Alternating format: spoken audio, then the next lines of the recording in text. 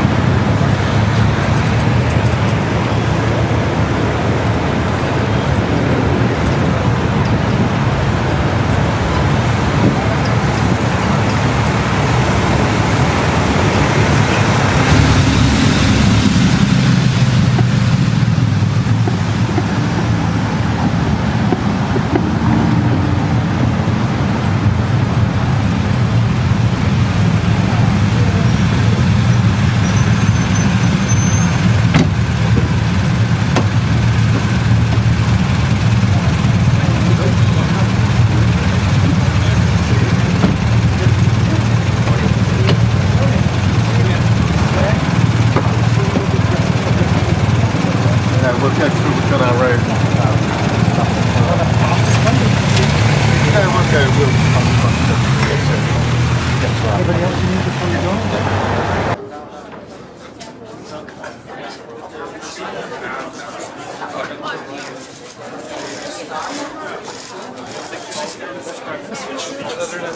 Too many.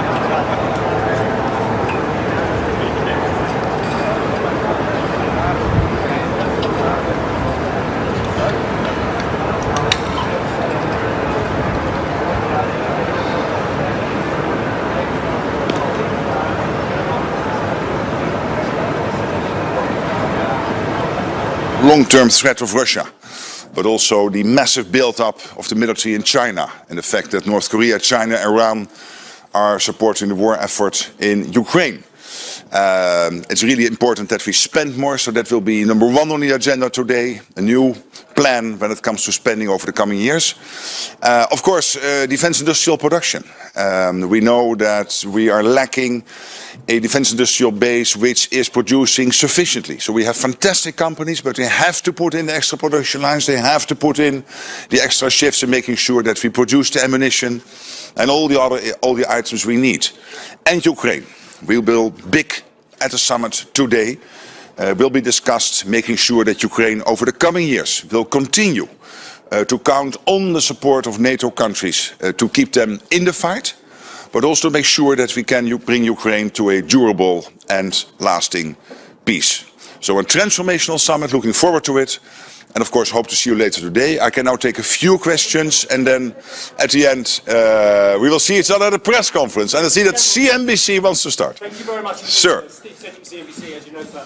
Look, there's a lot of questions about Spain. There's a lot of questions about nations that do not feel they have the money in their budget to get to 2%, let alone 3.5%, let alone 5% in total as well. Do you fear that Spain could scupper this meeting and actually, sir, despite all your huge diplomatic efforts, incur the ire, the wrath of the United States? No, I don't. I'm not worried about that.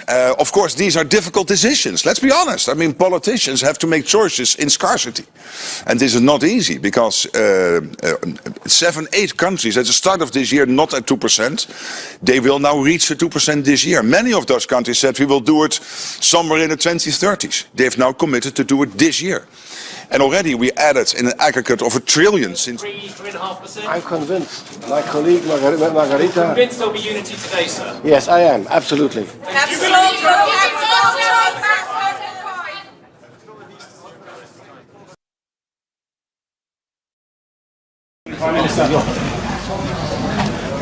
Good morning.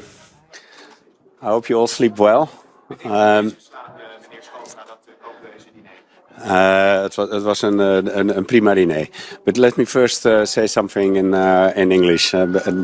We are this day. I hope it will be an historic day for the reinforcement of our alliance, and that we are going to work very good in our alliance on strengthening our deterrence and our defense.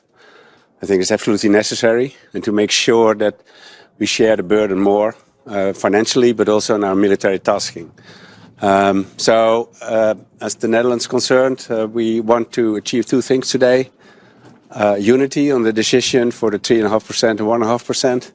And at the same time make sure that we really ramp up also our defense industry. So that we're capable to strengthen our defense in itself. And that behind the backdrop of what's happening in Europe with the Russian aggression war. Going on in Ukraine. And at the same time, I want to say that I'm proud that the NATO Summit is in The Hague and that all the people living in The Hague, they share the burden also a little bit.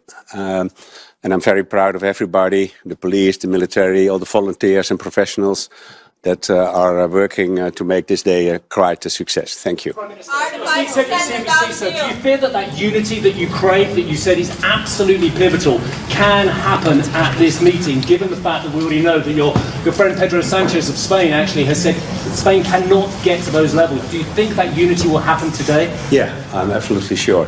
Because what you agree on is that we need the capabilities. As Spain said, they think they can manage it with another amount of financing. We think we need the 3.5% and 1.5%. So I think we still share we will deliver unity today. Absolutely. How confident are you that all the allies will actually be able to implement the 5% by 2035? I think we can. It's still a long time. I mean, it's in relation to our security, 10 years is quite a long time. So I think we should all step up our defense spending and we should reach the 3.5 and 1.5. But what's important is that defense spending is related to the capabilities we defined we need to make sure we get our deterrence and our defense in the right position. I will switch to Dutch. Ja, dat is moeilijk te zeggen. Er zijn verschillende opties om de uitgaven te doen, maar ook aan te kijken op welke manier je uiteindelijk financiert. En wat we als kabinet hebben gezegd en ook in het parlement hebben gezegd en ook daar met elkaar hebben afgesproken, is dat elke keer jaar op jaar wordt bekeken hoe we de stapjes kunnen zetten naar de 3,5 en 1,5%. Meneer Schoof. Dit zijn miljarden. Maar nogmaals, er zijn verschillende opties, wel aan de uitgavenkant als aan de financieringskant en die moeten elke keer worden afgewogen. Meneer Schoof, waar moet de Nederlandse belastingbetaler betalen voor de veiligheid van Spanje als de Spaanse belastingbetaler niet gaat betalen voor onze veiligheid? Uiteindelijk betalen we denk ik allemaal voor onze gezamenlijke veiligheid in Europa. En het is niet zo dat het ene land meer gaat betalen dan het andere land. Er zijn capabilities gedefinieerd, die moeten we realiseren. Daar hangt een prijskaartje aan.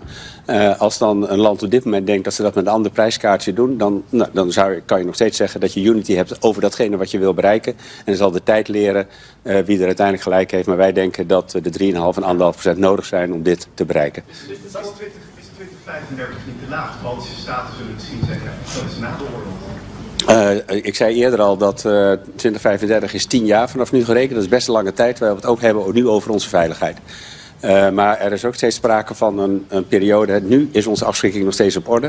Maar waar we ons zorgen over maken is de geweldige opbouw van de Russische militaire capaciteit. Zowel aan zeg maar de hoogte van de Oekraïne, maar ook überhaupt langs de hele oostgrens. Ze spenderen onvoorstelbaar veel geld op de militaire industrie. En dat betekent dat we de komende jaren echt moeten zeg maar bijfinancieren, zou je bijna moeten zeggen, om te zorgen dat we onze afschrikking en onze defensie op orde houden.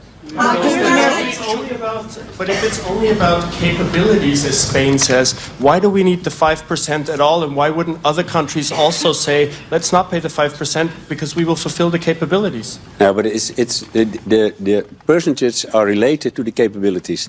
And also in the NATO capability studies, and this also in the Netherlands the case, we clearly define that to meet the capabilities we have to ramp up our spending to 3.5% at least. So that's what we think and what NATO thinks. And I think that's important. But it's about capabilities and then the financing. And I'm sure that we will find unity around all these issues today.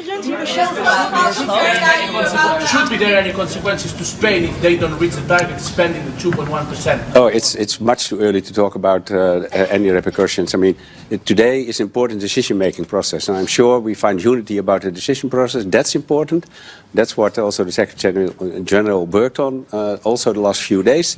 So I'm sure and confident that we reach that unity and that we ramp up our defense spending, that we ramp up our defense industry, and therefore can deliver to the people in Europe deterrence and defense and peace and prosperity. Premier Schoof, even in het Nederlands. The definition of Article 5. How do you define Article 5? Article 5 means when somebody attacks you, NATO will help in defending. Donald Trump says there are numerous definitions. Do you think that's the case? No, Article 5 is very clear. Thank you. I'm just going. I will now walk to the Dutch press. Yes, thank you very much. Oh, you come over here. Meneer Schoof, wie runt hier vandaag de show? Is dat Trump of is dat Mark Rutte? Nee, dit is de NATO. Dus dit is een vergadering van alle regeringsleiders, van alle 32.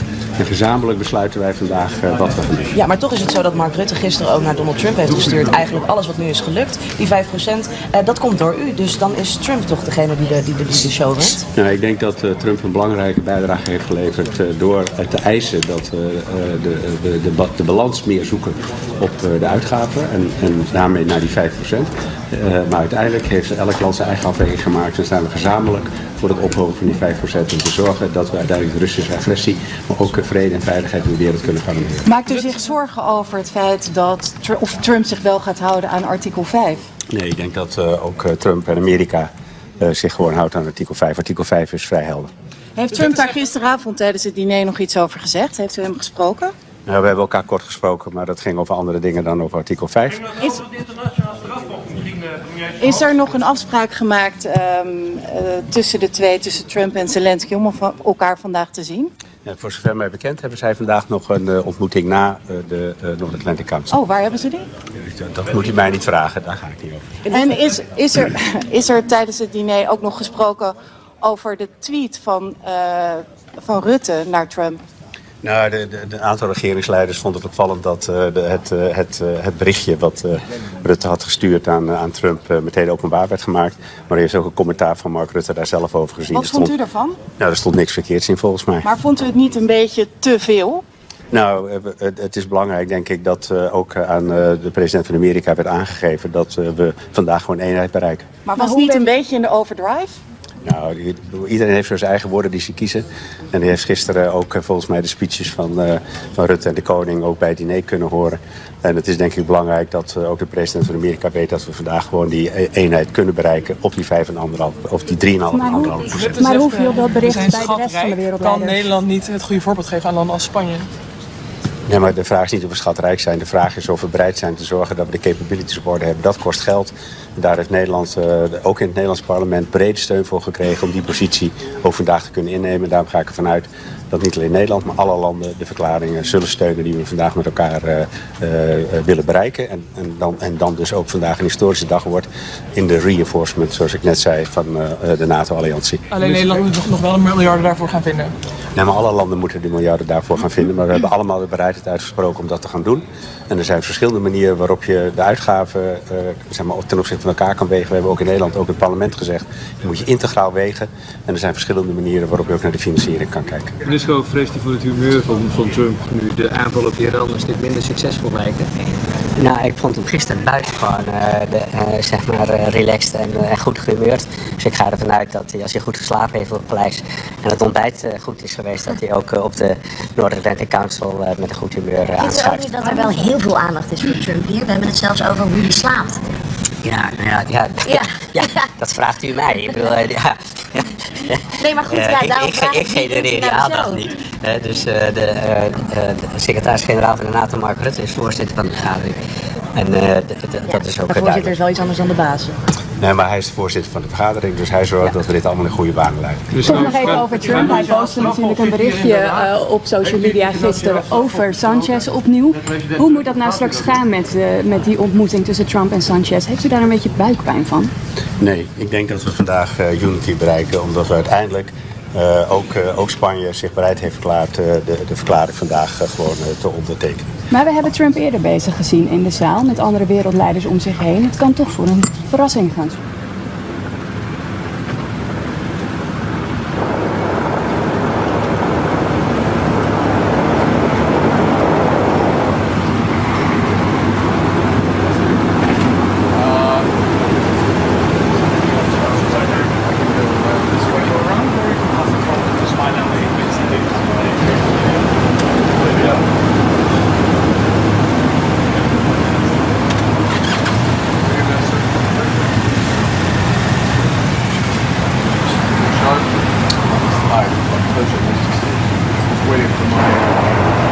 So, good morning. We've had a very successful summit so far, and the main messages are that we are now ramping up, and the alliance is the strongest it's ever been, and it will become stronger by the day.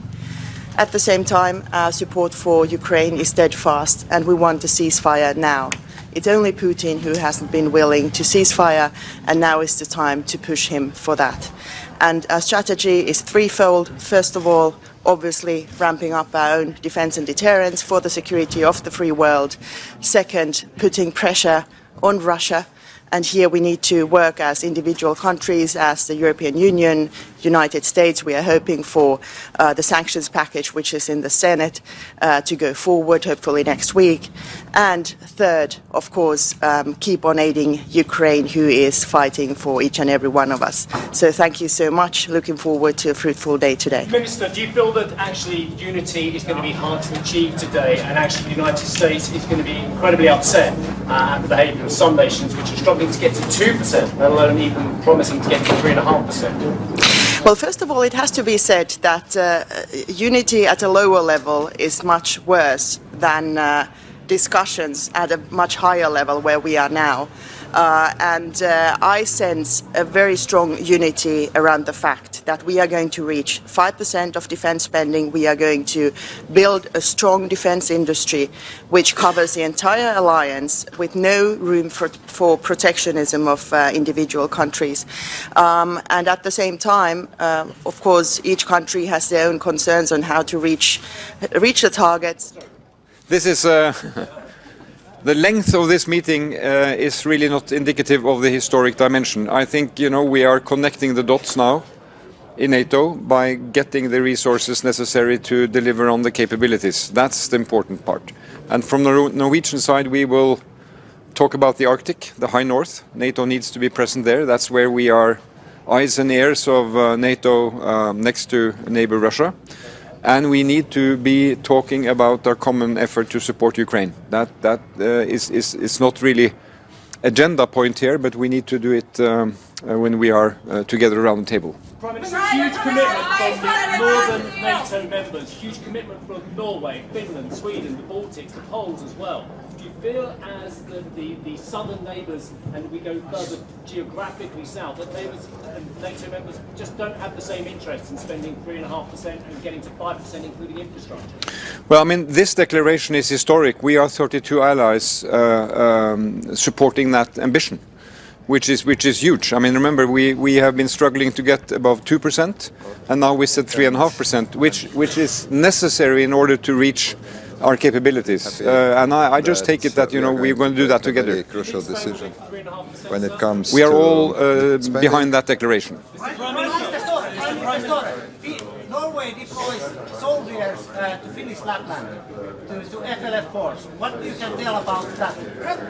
Well, Finland is our closest neighbor and friend, now NATO ally, and we work very closely together on Finnish dimension, which is a long land border. Norwegian dimension is a long sea border. And that's what the Northern Nordic is all about. It's about understanding each other's situation and supporting security from the collective perspective. Prime Minister, get in the way of the 5% target that is actually implemented. Please, once more. What could actually get in the way of implementing the 5% target? Well, I think, the important part now is the percentage is set. But it's only important if we're able to have that translated into the capabilities. So we have to invest in the right equipment that goes together. If we all do the same thing just because we want to be similar, that is not delivering. So we have NATO plans, which we have agreed in Vilnius and in Washington.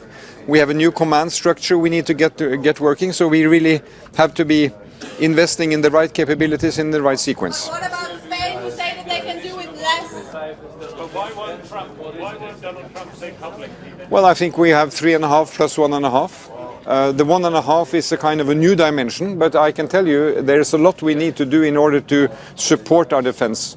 From the Norwegian perspective, we have infrastructure, we have ports, we have defense against cyber, a lot of enabling capacities in society that we have to support. Prime Minister, it seems everybody here is flattering Donald Trump and tempering him. Is this the best strategy to deal with Donald Trump? I think we have to deal man to man, woman to woman, woman to man. We have to be allies. But everything revolves around his ego. We deal with our allies as close friends and partners, and that goes for all. Prime Minister, Thank you. Are you worried about Mr. Trump's somewhat ambiguous comments on Article 5? Do you think it's still working? I take it the US is 100% behind NATO obligations and Article 5. Thank you.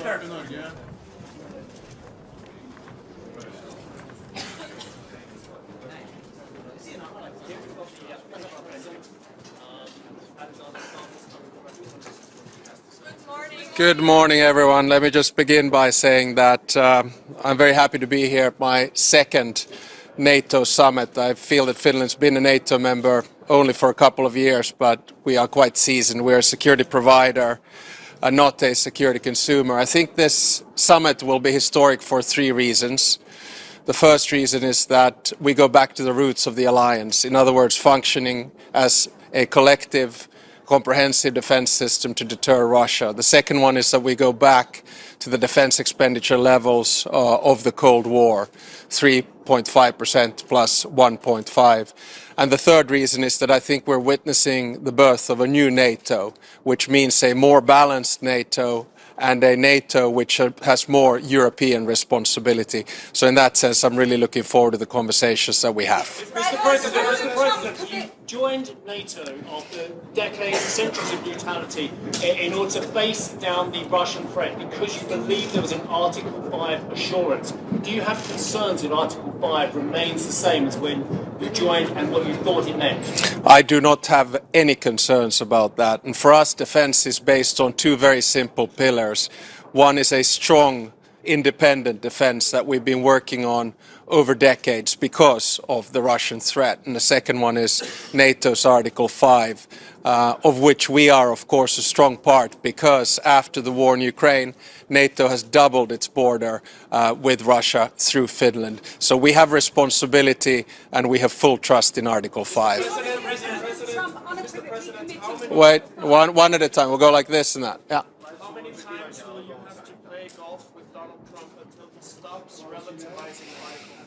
I don't think President Trump is relativizing Article 5, and golf is a good way to discuss business. Does President Trump see Putin as the biggest threat to the NATO alliance? If we look at today's declaration of 5 points, it is quite clear that the number one threat to Europe and the alliance is Russia. We are not building up our defense expenditure because we are worried about any other European states. Finnish media. Speaking of the age of restlessness during the last 3 years that we're living through, do you believe that in during your presidency, your lifetime, Europe is actually going to be able to relax and enjoy peace again? No, I think we're witnessing a change in the world order. It's very similar to the moment that we witnessed after World War I, World War II, and the Cold War. And of course, after World War I, we got it wrong. After World War II, the balance was more or less right. And after the Cold War, I think we got intellectually lazy. Now we need to sort things out, understand that the time of Western dominance is over. We're moving towards a world which is more transactional, which is more multipolar, and which is more disorderly. And this means, at least for a country like Finland, that we need to have close allies and we need to work on building up our security and defense. I'll take. Tämä on NATOlle hyvin keskeinen kokous, monella tapaa historiallinen 3 syystä. Ensimmäinen syy on se, että NATO palaa juurilleen, eli toimittaa vasteen Venäjälle.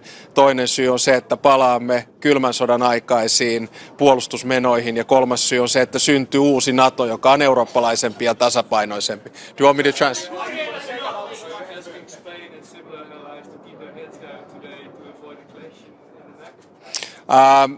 I don't think we're going to see a clash. I mean, I've seen the order of dialogue coming up, and I'm very confident that we'll get through this. Remember, this is a big win, I think, for both President Trump, and I think it's also a big win for Europe. But I'm actually taking his space. Thank you very much.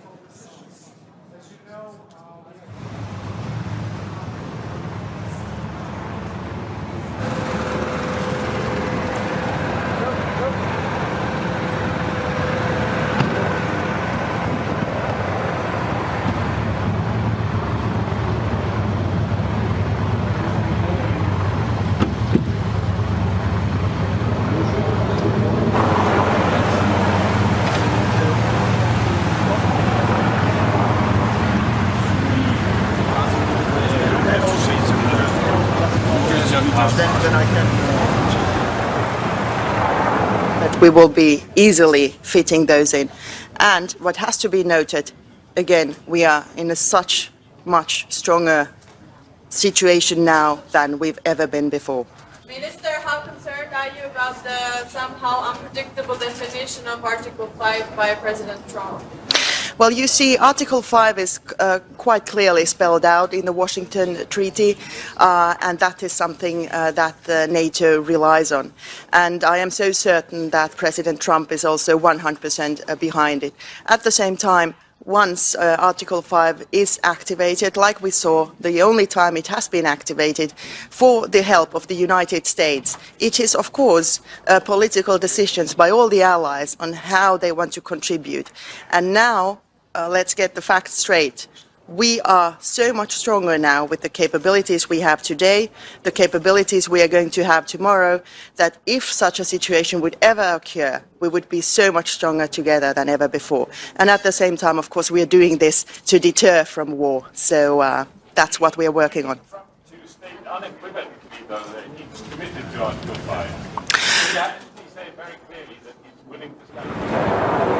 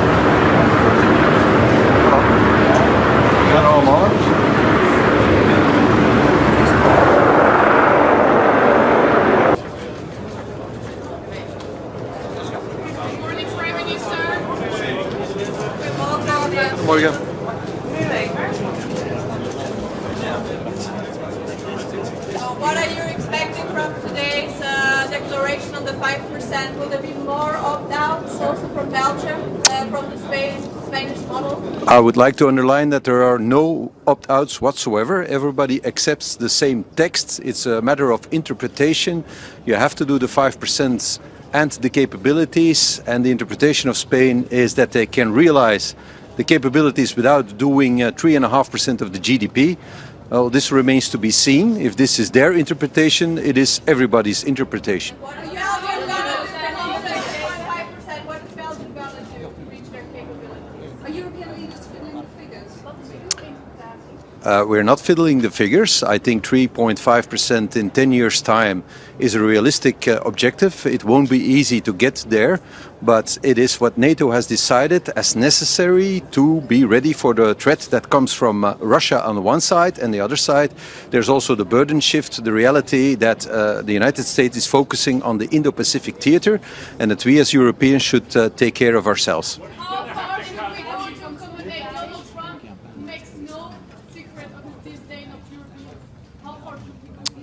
I don't think it is wise to comment on that, but it is a reality that we face. So as Europeans, we should realize that our long break from history is over, and that we have to take our own responsibility for the security of our own continent in a very difficult time. Sorry? Well, there's the capability targets that we have to achieve, and if you can do it for less than 3.5% on the strict defense spending, that would be great. If we can do it, we will try to do it as well, but NATO is not foolish. If they say it's going to be 3.5 to get it done, it's probably true, but we have the evaluation in 2029 that is also decided. We'll see how the world looks like in 5 years' time. Not all at the same time.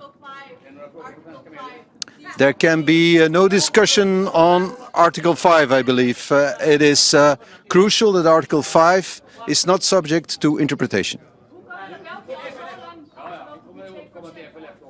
Ja, wij hebben niet gedaan wat we moesten doen. We zijn lang een beetje een freeloader geweest binnen de NAVO. Er zijn nog andere landen die de 2% niet hebben gerealiseerd. Daarom was het voor mij belangrijk naar hier te komen met de 2% gerealiseerd. En ook een strategische visie om dat ook daadwerkelijk vorm te geven. En wij hebben ook al een plan om boven de 2% uit te stijgen in de komende jaren. Wij hebben op dit moment nog geen planning voor de 3,5%, maar we hebben wel afgesproken na deze NAVO-top om daar terug over samen te zitten. We hebben 10 jaar tijd, we hebben een vrij budgetair traject en we hebben uiteraard de mogelijkheid om, als we onze capaciteiten kunnen realiseren voor minder, van het ook voor minder te doen. Meneer De Wever. Wel, dat is een vraag die vele regeringsleiders zich op dit moment stellen. Wij hebben tijdens de Koude Oorlog altijd dit soort cijfers gerealiseerd, maar we zijn dat al tientallen jaren niet meer gewoon. Dus dat betekent dat wij zeer moeilijke beslissingen moeten nemen. We hebben wel een timeframe gekregen om dat ook effectief te doen. En ik hoop dat ons dat zal lukken. Wel, er is voorzien in die 1,5% dat daar natuurlijk alle mogelijke weerbaarheidsuitgaven ook in rekening kunnen worden genomen, ook voor infrastructuur. Dat is natuurlijk een heel breed palet en ik denk, en het is ook mogelijk dat ook andere entiteiten, niet alleen de lidstaten, maar ook de deelstaten eraan kunnen bijdragen, inderdaad. Meneer De Wever.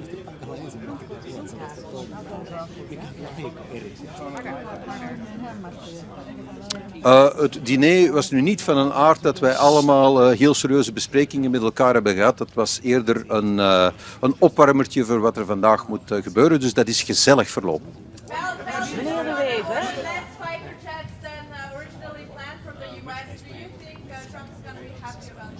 You have a loud voice, which is very handy if you're talking all at the same time.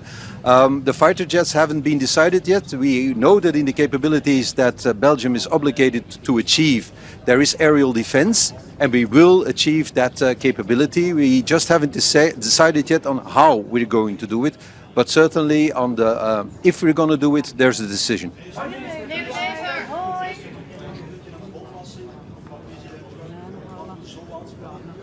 Well, ik zal dat zien, maar ik ben daar eerlijk gezegd niet bang van. En als die er komt, dan zal ik er ook niet van onder de indruk zijn, eerlijk gezegd.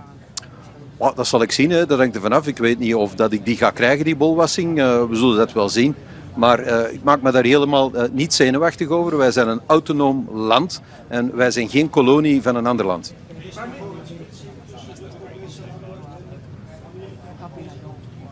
Ik denk dat eenheid uitstralen voor deze top heel belangrijk is. En dus ik denk dat we allemaal op onze woorden moeten letten. Want wij staan onder dreiging van opkomende machten. Enerzijds Indo-Pacific, maar anderzijds ook het imperialisme van Rusland. Het gewapend imperialisme. Het is dus niet het moment om vechtend over de straat te rollen. Dus ik denk dat we op onze lip moeten bijten. Maar we moeten ons als Europeanen de komende 10 jaar wel realiseren dat we onze eigen strategische autonomie moeten uitbouwen. En dat we dus capabilities moeten realiseren die we vandaag nog niet hebben. Anders zullen wij het geopolitieke spel moeten blijven ondergaan in plaats van spelen. Well, I understand, of course, the budgetary problems that my Spanish colleague has, because I have exactly the same problems. We're almost in the same situation. So if he says that he can achieve the capability targets of Spain spending less money, that's an interpretation that he has. Mark Rutte has confirmed that this interpretation is correct. And if he can do so, that would be great. And of course, if he can do so, others can do so as well. And we will certainly also try to achieve our capability targets. And if possible, spend less than 3.5% of our GDP. Okay? We accept the same text for the 32 NATO members. It's important to stress upon that. There is no opt-out. There are no special treatments for any member state. It is the same text. And if the interpretation of Spain is correct, anybody can interpret the text in the same way. Okay?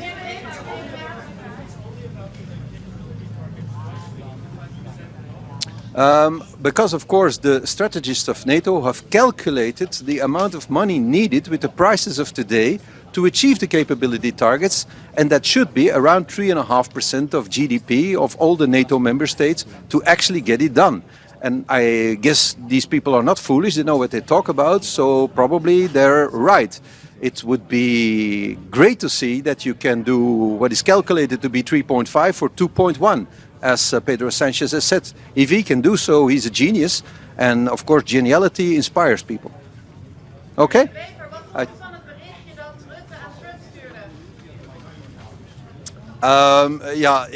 U weet dat ik met een Nederlandse vrouw getrouwd ben en dat ik dus heel erg houd van dit land. Dus voor mij was het heel bijzonder en een beetje thuiskomen. Dankjewel. Ik denk dat Mark Rutte een moeilijke job heeft om iedereen in deze alliantie tevreden te houden. En dat hij veel moeite doet om zich van die taak te kwijten. Maar was het niet een beetje over de top? Hij doet veel moeite om zich van die taak te kwijten. Meneer De Wever, uw eigen parlement noemde de NAVO-verhoging compleet crazy. Hoe staat u er nu in? Ja, 5% van ons bbp uitgeven aan defensie, dat is nu niet direct iets waar je vrolijk van wordt. Maar als dat noodzakelijk is, dan zullen wij zien wat we kunnen doen. We hebben een langere tijdsperiode gekregen, flexibiliteit in het parcours en evaluatie in 29. Dat is wat we vroegen en dat is wat we gekregen hebben. Wie runt vandaag de show eigenlijk? Is dat Mark Rutte of is dat Trump? Hoe zegt u? Wie runt vandaag de show? Wie is hier eigenlijk de baas? Mark Rutte is de secretaris-generaal van de NAVO. Hij runt de show. De grootste lidstaat en de grootste spender in defensie, dat is uiteraard de Verenigde Staten. Daar zijn we ons van bewust. En als wij als Europeanen meer gelijke tred willen houden, dan zullen we meer moeten uitgeven. Niet om plezier te doen aan meneer Trump, maar om op gelijke hoogte te komen en ons eigen continent te kunnen verdedigen. Dank je wel, Ed.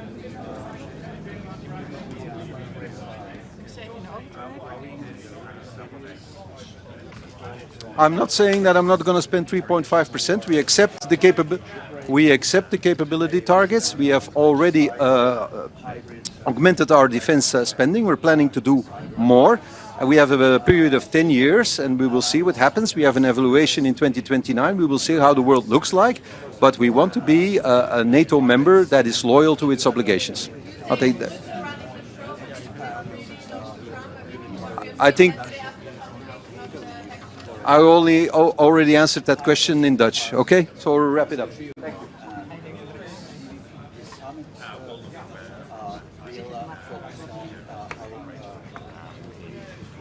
His custodianship of NATO. He had big shoes to fill, but I think he's doing a really good job in what is his first year. Thank you.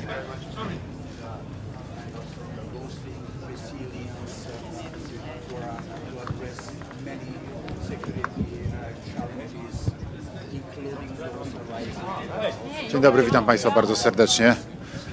Szanowni Państwo, no, mój 11. i ostatni szczyt NATO. Bardzo się cieszę, że spotykamy się i cieszę się, że wszystko zapowiada jedność krajów sojuszu także i tym razem. Przede wszystkim w tej najważniejszej i ostatnio bardzo często rozważanej kwestii podwyższenia wydatków na obronność. Także mam nadzieję, że podejmiemy tutaj razem decyzję w tej sprawie, jak również i w innych kwestiach, które są dla nas bardzo ważne, jeżeli chodzi o budowanie przede wszystkim bezpieczeństwa wschodniej flanki NATO. Z naszego polskiego punktu widzenia to jest fundamentalnie ważna sprawa. Mówię tutaj o wypełnieniu planów obronnych, którego przyspieszenie jest konieczne. Mówię także o organizacji brygadowych grup bojowych, które także są decyzją jednego ze szczytów NATO, które były wcześniej. Natomiast dzisiaj rzeczywiście najważniejsza jest sprawa wydatków na obronność. To po pierwsze, tak jak mówię, mam nadzieję, że będziemy mieli jedność. Wszystko zapowiada, że tak. Natomiast druga kwestia dla nas bardzo ważna w Polsce to przedłużenie rurociągów prowadzących paliwo, strategicznych rurociągów NATO prowadzących paliwo, które dzisiaj kończą się w Europie Zachodniej. Przedłużenie ich na wschodnią flankę NATO, bo to jest w tej chwili bardzo istotne do tego, żeby rzeczywiście zapewnić obronę. Oczywiście będziemy dyskutowali też o innych kwestiach, będziemy dyskutowali też o rozwoju przemysłów obronnych, co jak Państwo wiecie doskonale jest w tej chwili niezbędne. To pokazała zresztą też i rosyjska agresja na Ukrainę, skala w jakiej potrzebne jest uzbrojenie, a przede wszystkim amunicja. Więc to będą te wszystkie tematy, które dzisiaj będziemy omawiali. No oczywiście na pewno będzie poruszona też kwestia dalszej pomocy dla Ukrainy. No i problem konfliktu bliskowschodniego też pewnie będzie poruszany na tym szczycie, chociaż wcześniej, jak wiadomo, nie był przewidywany w harmonogramie prac. No ale to jest sprawa względnie nowa i pewnie będzie poruszona.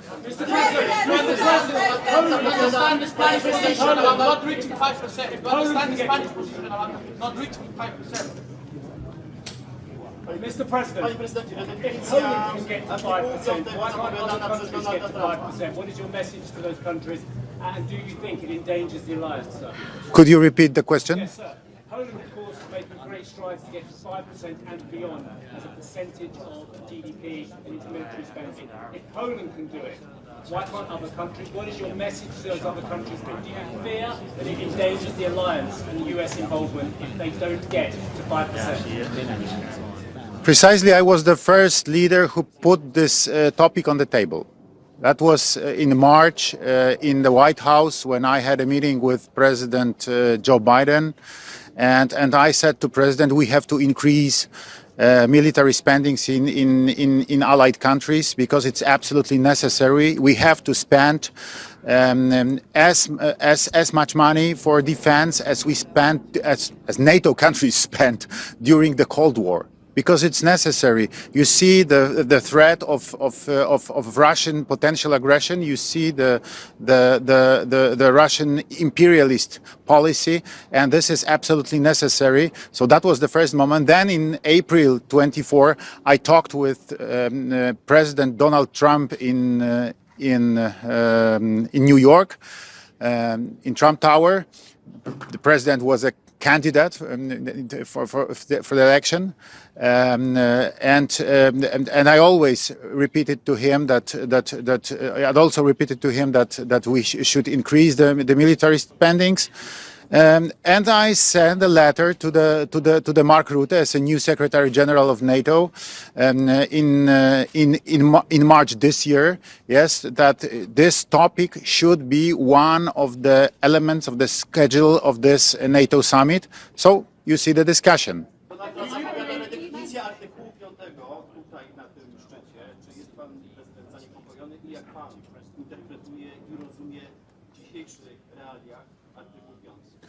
Szanowni Państwo, no, dwie są podstawowe zasady w NATO. Jedność, bo ona jest konieczna do tego, żeby podjąć jakąkolwiek decyzję. Jeżeli podejmiemy decyzję o 5%, to nie ma dyskusji pod tytułem, czy ktoś wydaje, czy ktoś nie wydaje. Wszyscy mają obowiązek wydawać. Artykuł 5 jest jasny i wyraźny i oznacza kolektywną obronę. I nie ma tutaj żadnej dyskusji wokół tego artykułu.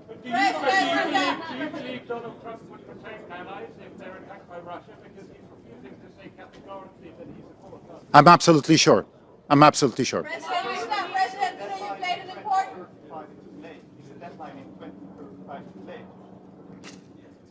You know, it's difficult to say. Of course, I prefer to have it much earlier, yes, in 2030. But, you know, this is policy. President played an important role in reaching the 5% declaration today, hopefully. How do you feel about Mark Rutte giving all the credit to Donald Trump yesterday in his private text messages? You know, the position of the President of the United States is the strongest in the alliance. So I understand that without the support of and without the leadership of Donald Trump, it would be impossible.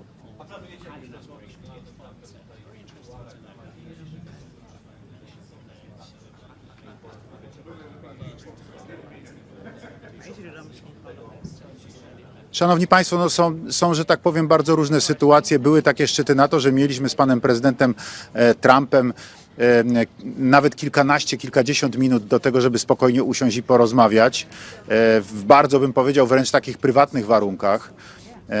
Trudno jest mi dzisiaj powiedzieć. Na pewno będziemy mieli jakieś interakcje, no bo będziemy razem na sali, będziemy na pewno rozmawiali w trakcie szczytu.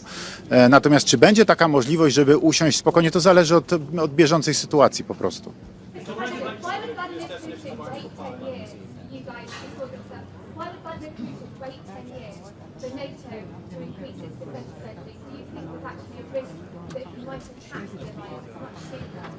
You know, I think that Russia is exhausted because of their aggression against Ukraine after this more than 3 years of aggression. Yes, and I don't expect that Russia is ready to attack other country now, but in the future, this is real risk. So we have to prepare ourselves. We have to increase our defense, our spendings on defense, because it's absolutely necessary for our security and for a future. Mr. President, do you believe that Thank you. Polish leadership will be committed?